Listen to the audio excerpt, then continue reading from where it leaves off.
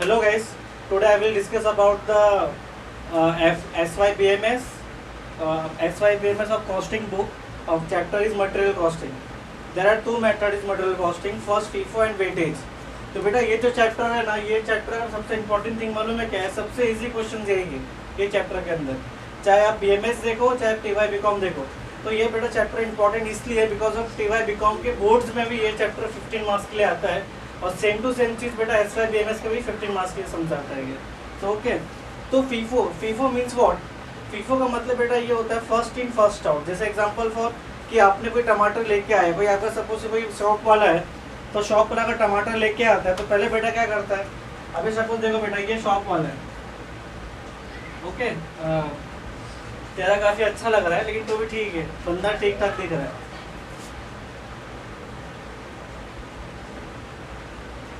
तो सपोज बेटा ये शॉप वाले टमाटर लेके आया फर्स्ट ऑफ, तो टमाटर जब लेके आएगा बेटा, तो टमाटर उसने यहाँ पे सेल करने के रखा हुआ है, ओके। तो आप जब फर्स्ट डे देखते हैं ना बेटा, टमाटर में जब जाओगे ठेले पे, तो पूरा टमाटर ठेले से भरा होता है, आपको एक भी जगह नहीं दिखती है। अभी सपोज सेकेंड डे, अभी सपोज का फर्स्ट डे खत्म हो गया, अब सेकेंड डे आया, तो सेकेंड डे वाले में क्या होता है बेटा, ये टमाटर ठेले में ना बेटा बीच में एक लाइन आ जाती है, और कुछ टमाटर बेटा यहाँ पे रखे होते हैं, और मालूम है क्या होता है, सबका बेटा रेट अलग होता है। अभी सपोज आप जाओगे ना, आप देखते रहोगे हमारे लोग सबसे ज़्यादा हमारी मम्मी लोग जाते हैं जब भी टमाटर लेने या सब्जी करने के लिए, तो सबसे इंपॉर्टेंट जब जाती है तो वहाँ पे क्या चेक करती है कि भाई ये टमाटर अलग अलग रखे हुए। तो मम्मी क्वेश्चन क्या पूछती है कि भाई ये टमाटर कितने का, क्या पूछेंगे ये टमाटर कितने का, तो भैया क्या बोलेगा इसको, ये टमाटर 15 रुपये किलो है और ये टमाटर 30 रुपये किलो है। तो मम्मी बोलेगी ऐसा क्यों भाई? तो ये बोलेगा ये टमाटर देखिए छोटा, ये टमाटर बड़ा, ये टमाटर ताज़ा है, ये टमाटर कल का रखा हुआ है जो गुड्स है जो हमको निकालने गए भी। बात समझ में आ रहा हो? तो फीफो का मतलब बेटा क्या होता है? FIFO means what? First in first out. तो बेटा एवरी बिजनेसमैन, चाहे छोटा बिजनेसमैन हो चाहे बड़ा बिजनेसमैन हो, तो वो हमेशा क्या सोचता है कि जो प्रोडक्ट पहले आया है वो प्रोडक्ट हम लोग पहले सोल्ड करेंगे मार्केट में। क्यों? ऐसा जरूरी नहीं कि बेटा पेरिसेबल गुड्स है, कुछ बहुत सारे प्रोडक्ट जो होते हैं, अभी सपोज कि स्पेयर पार्ट लाया मैंने, तो स्पेयर पार्ट में काफ़ी साल पहले लेके रखा हुआ है, वो स्टॉक में काफ़ी रखा हुआ है, बट मेरे पास नया स्पेयर पार्ट आया हुआ है, तो मैं सबसे पहले क्या करूँगा, जो जूना स्पेयर पार्ट है मैं पहले इसको सोल्ड करूँगा, कस्टमर को पहले मैं वो दिखाऊंगा, उसके बाद में नया स्पेयर पार्ट को बेचूंगा, ओके। तो सबसे इंपॉर्टेंट टॉपिक ये है FIFO and weightage average method.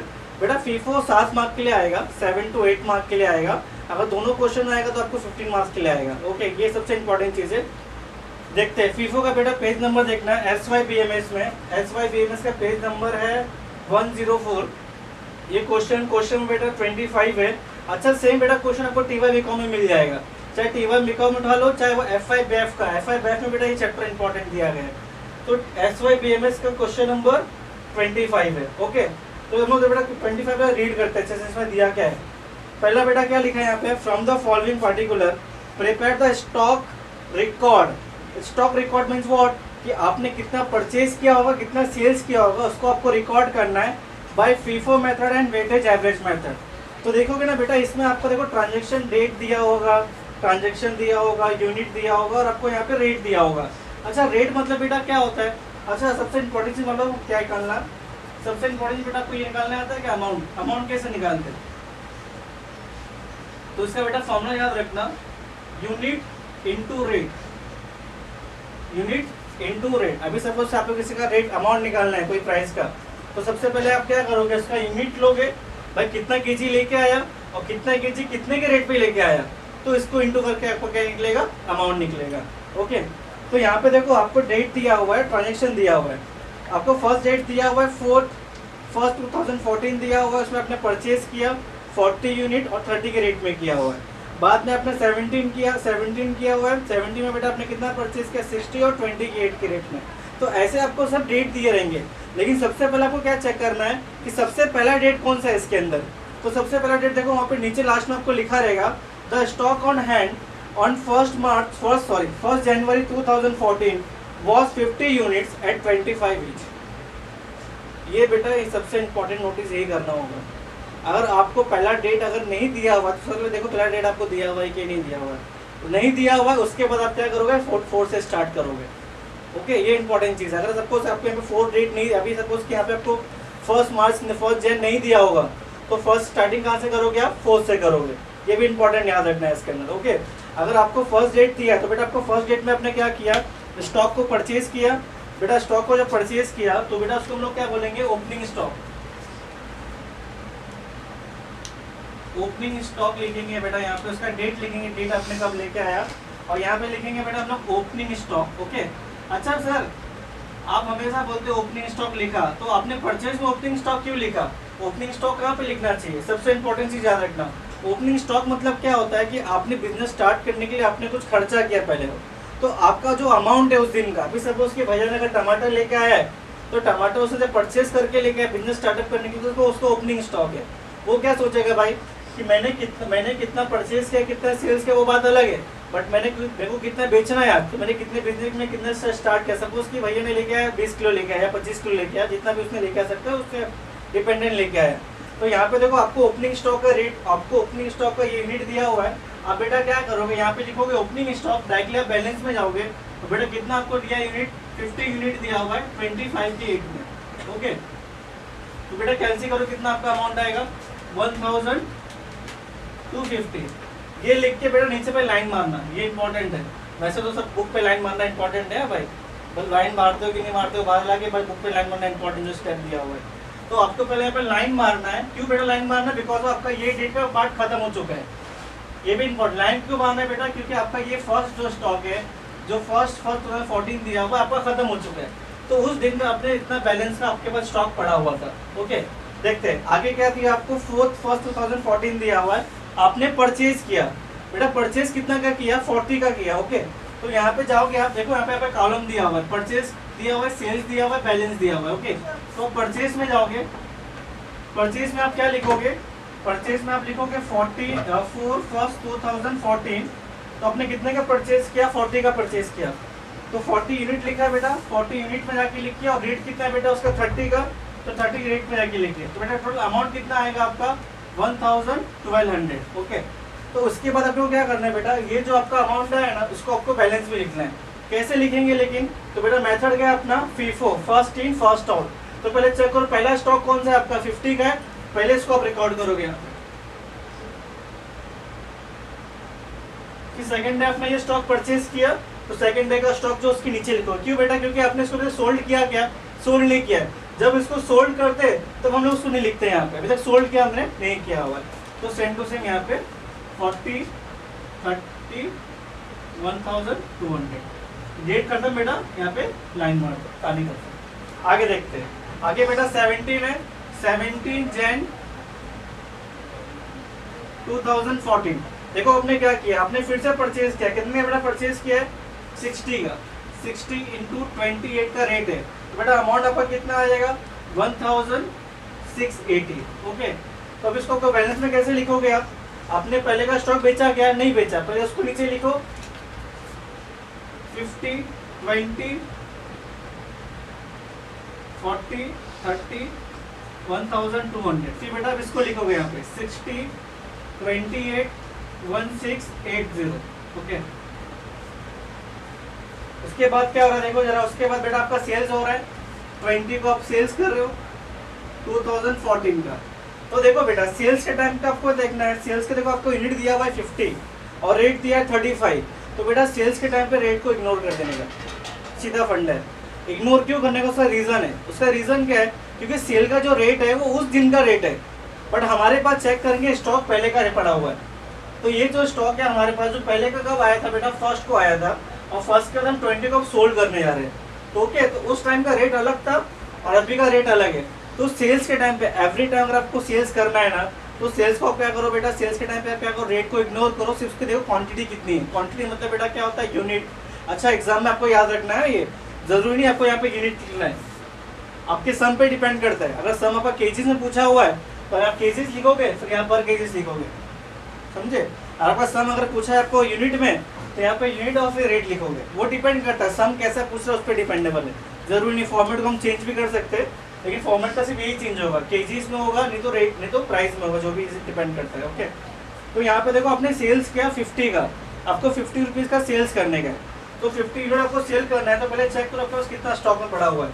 अच्छा पहला स्टॉक क्यों चेक करें, बिकॉज मेथड कौन सा हमारा, FIFO, first in first out. जो पहले आएगा वो पहले ही जाएगा। ओके, तो बेटा पहला स्टॉक कितने का अपने को 50 का दिया हुआ है, अपने को पहला स्टॉक 50 का बेचने का है। अपने पास कस्टमर कौन सा है, सेल्स करने वाला कस्टमर आया, उसने क्या बोला मुझे कि भाई मुझे 50 किलो मुझे केजीज चाहिए, 50 मुझे यूनिट चाहिए। तो मैं जाकर चेक करूंगा भाई पहला स्टॉक मेरा कितने का है, 50 का है। चलो भाई अपने पास पहला स्टॉक 50 का, कस्टमर को 50 का ही चाहिए, तो अपने यहाँ पे सेल्स में गए, सेल्स में अपने 50 लिखा, बेटा रेट कितना है उसका 25 और अमाउंट कितना अपने को 1250। ओके, तो आपने सेल्स कर दिया। देखो बच्चे भी एग्जांपल भी आता है कभी कभी, अभी सपोज बच्चे को बोला कि भाई 80 का सेल करना है, 80 यूनिट चाहिए उसको, तो हम लोग पहले क्या करेंगे, यहाँ पे पहले 50 को बेचेंगे जो हमने यहाँ पे लिखा, 50 यूनिट पहले हमने सोल्ड किया जो हमने यहाँ पे लिखेंगे। 30 यूनिट आपको और सोल्ड करने का तो आप सेकंड स्टॉक यूज करोगे। बेटा आपके पास 3 स्टॉक रखा हुआ, आपने पहला स्टॉक अभी तक बेचा हुआ, सेकंड स्टॉक आपका बाकी है, बट कस्टमर जो आपका है वो 50 का आया, तो आपने 50 का बेच दिया, तो बैलेंस जो आपका बचा हुआ, कितना बैलेंस बचा बेटा आपका 40 60, जिसका अमाउंट है सब फटाफट यहाँ पे आप लिख दीजिए। ओके, ये हो गया। अभी आगे देखते हैं, आगे क्या दिया हुआ है। आगे बेटा दिया हुआ है 22 को, बेटा क्या हो रहा है आपका परचेज हो रहा है, 22 को परचेज हो रहा है। बेटा कितने का परचेज 22 को हो रहा है आपका 80 यूनिट्स, और 80 यूनिट्स आपका परचेज हो रहा है। तो बेटा रेट क्या दिया है उसका, रेट दिया आपको 29, तो बेटा इसको इंटू करो कितना आएगा 2320।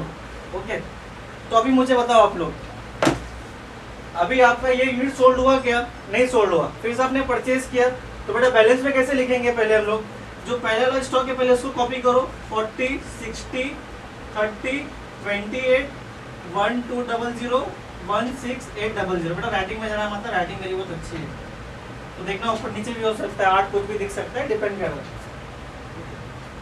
ये दोनों स्टॉक बेटा कॉपी किया हमने, थर्ड स्टॉक बेटा आपने परचेज किया था, सेम टू सेम लाओ यहाँ पे लिख दो,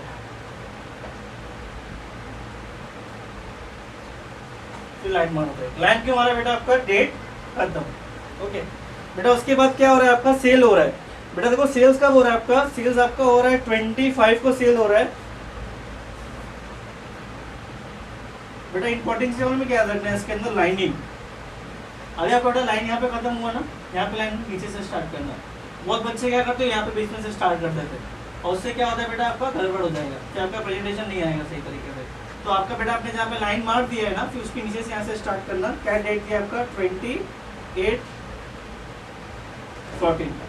देखो बेटा आप सेल कर रहे हो, सेल्स आप कितने कर रहे हो, सेल्स बेटा आपको 80 का करना है, आपको सेल्स 80 यूनिट का करना है। बेटा मैंने क्या बोला, सेल्स के टाइम पे रेट को देखने का नहीं, हमेशा याद रखना सेल्स के टाइम पे रेट को इग्नोर। तो मुझे बताओ बेटा आपको 80 यूनिट चाहिए, 80 यूनिट अपने को सोल्ड करने का, तो हम लोग पहले कहाँ जाएंगे, अपने पहले स्टॉक के पास। जब हमने स्टॉक के पास गया देखा, तो यहाँ पे हमने क्या देखा भाई, अपने पास 3 स्टॉक पड़ा हुआ है। ओके, तो पहला स्टॉक कितने का है 40 का है, सेकंड स्टॉक कितने का है 60 का है, थर्ड स्टॉक बेटा कितने का है 80 का है। बेटा कस्टमर कितना स्टॉक डिमांडेबल है, कस्टमर बोलता है भाई हमको 80, कस्टमर के हमको बोलते हैं भाई हमको 80 यूनिट चाहिए। तो भाई मैं गया, मैं चेक किया भाई पहला यूनिट कौन सा है 40 का है, तो मैंने क्या किया बेटा, मैं गया, मैं पहले 40 को बेचूंगा।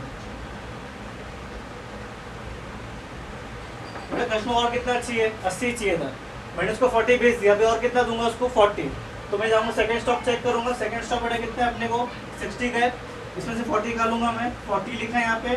बेटा रेट कितना दिया हुआ इसका 28, तो चलो कैंसिल करो कितना आएगा बताओ जरा, 40 × 28 कितना आएगा अमाउंट, बोलो फटाफट। 40 × 28 कितना आएगा 1120। चलो देखो बेटा 80 चाहिए था उसको कस्टमर को, हमने 80 का पूरा गुड सोल्ड कर दिया। अभी हम चेक करते हैं हमारे बैलेंस में कितना स्टॉक पड़ा हुआ है। जब हम गए अपना भाई देखें यहाँ पे से क्या हो गया 40 में, ये 60 में से 40 चले गया, 20 बचा, 20 यहाँ पे लिखो, फिर 28 लिखो यहाँ पे। ओके, तो कितना अमाउंट आएगा आपका बेटा 20 × 28। याद रखना बेटा, अगर आपका बैलेंस में से इसमें से अगर जा रहा है आपका स्टॉक, तो इसी का रेट लिखना, नीचे का मत रेट लिख देना, बच्चे कंफ्यूज रहते हैं इसी के अंदर कि सर इसमें से भी कौन सा रेट लो। बेटा ये रेट आएगा आपका सेम, रेट आपका सेम ही रहेगा, रेट आपको कुछ अलग रहने वाला नहीं है। तो इसको बेटा 20 × 20 कितना आएगा आपका बेटा 560। कितना आएगा बेटा आपका 560। आगे देखो आपका ये स्टॉक बिका क्या, अभी तक नहीं बिका, सेम टू सेम जो यहाँ पे कॉपी करो,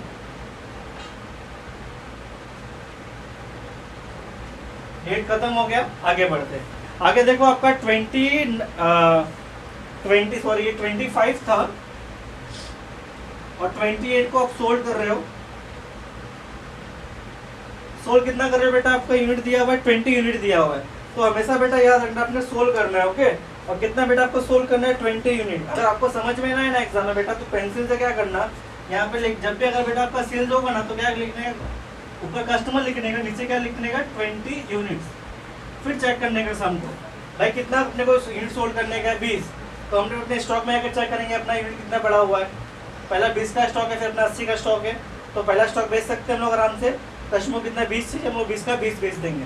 ओके, तो यहाँ पे हमने क्या 20 लिखा, 28 फिर 560। ओके, डेट खत्म, चेक करते हुए अपना कितना स्टॉक पड़ा हुआ है। पूरा ये स्टॉक बेटा पड़ा हुआ है ना अभी तक, इसलिए हमने यही सोल्व किया हुआ है। ये स्टॉक को सोल्व किया हमने, अभी तक नहीं किया ना, तो यहाँ पे 80 29 2320। डेट खत्म बेटा, लाइन पढ़ दो। आगे देखो, आगे बेटा आपके लास्ट में दो ट्रांजेक्शन बचे हुए हैं, एक 30 दिया हुआ है, एक 31 दिया हुआ है। 30 को देखो आपने क्या किया हुआ है, परचेज किया हुआ है। ओके, तो यहाँ पे जाओगे आप लिखोगे 31/1/2014। आपने परचेज बेटा कितने किया, परचेज आपने किया बेटा 100 रुपये का, 100 यूनिट आपने सोल्ड किया, और बेटा कितने का परचेज किया आपने 26 के रेट में परचेज किया। ओके, तो बेटा यूनिट है इंटू रेट, तो आपका क्या आ जाएगा अमाउंट, तो इंटू करो कितना आएगा आपका 2600। ओके, हो गया। अभी इसको आपको बैलेंस में कैसे लिखोगे मुझे बताओ आप लोग। पहले आप लोग ये स्टॉक लिखोगे नीचे 80 29 2320। ओके, फिर आपका ये स्टॉक बचा हुआ है, इसको बैलेंस में इसकी नीचे लोगे आप 100 26 2600।